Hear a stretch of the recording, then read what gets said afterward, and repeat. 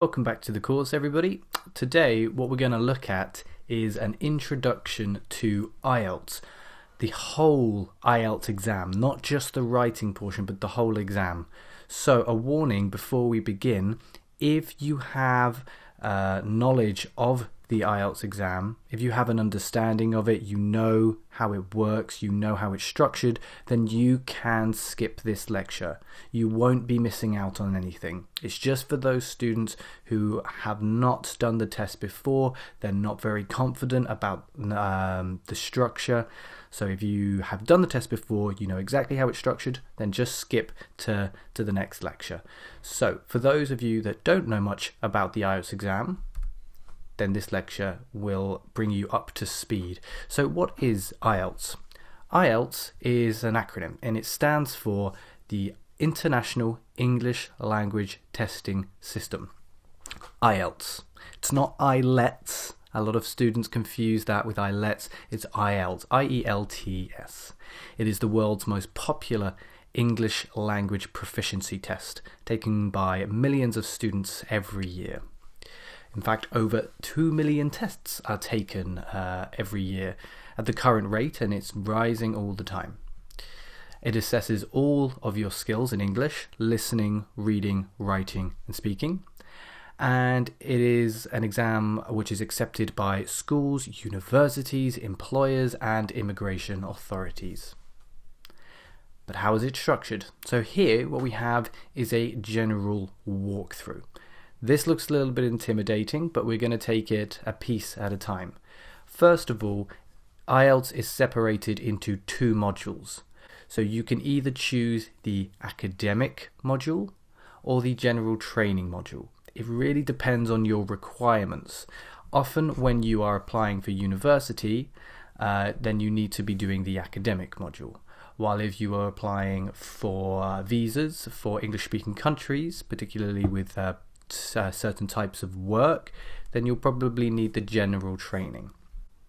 Now, in this course, we are focusing on task 2 in the writing, and it doesn't really matter if you're doing the academic or if you're doing the general training module, because in both modules, in task 2 of the writing, we do an essay. Yes, the questions are slightly different.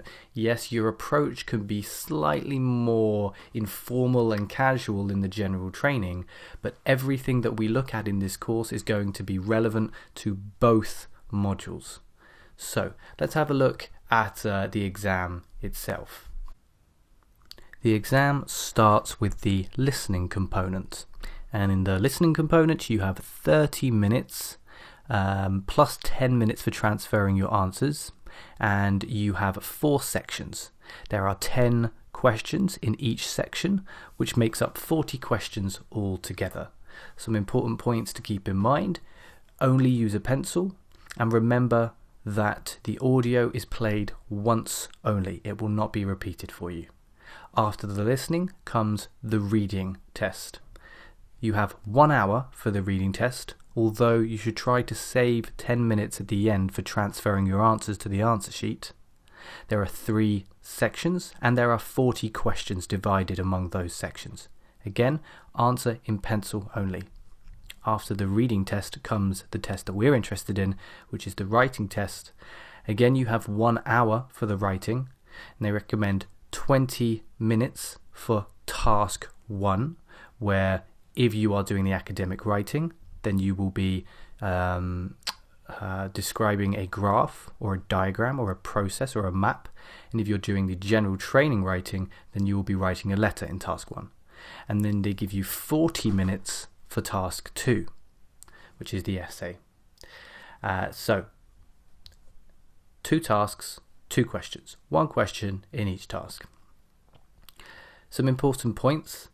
For task 1, the minimum word count is 150 words. There is no maximum, but as we will speak about, it's good to try and keep it as close to the minimum as possible. So 150 words in task 1 and 250 words minimum in task 2. Finally, the speaking exam. This takes roughly 11 to 14 minutes depending on your answers and depending on the examiner. There are 3 parts with no set number of questions, and in part 1 you will have a general casual interview, some pretty basic questions about your work, your education, where you live. In part 2 you will have to speak about a particular topic for 1 to 2 minutes, and then in part 3 you will have a discussion about that topic. It gets progressively more difficult as you go along. So that is the IELTS exam in a nutshell. And how is it scored? Firstly, there is no pass or fail in IELTS. If you ever hear me talking about passing the exam, all I mean is that somebody has got the score that they require, or that they haven't, in which case they fail. But of course there is no fail in IELTS. You are graded in each component, and the average gives you your score. So let's imagine you have a 6 in listening, a 7 in reading, a 6 in writing, and a 7 in speaking. So your overall score is a 6.5, as that is the average of all 4 components. IELTS scores are valid for 2 years after certification. Keep that in mind when you are applying for immigration or applying for universities. Some people forget about that. If you know your CEFR score, C2, C1, B1, B2, then you can apply it to this little table here where you can match up your expected IELTS band score with your CEFR score. Finally, IELTS score requirements. Different institutions require different scores. So look at this as a general guide, not as a comprehensive and perfect guide. So, in general, a 5.5 to a 6 will give you entry to a university foundation course, while a 6 to a 6.5 will give you entry to a bachelor's degree course.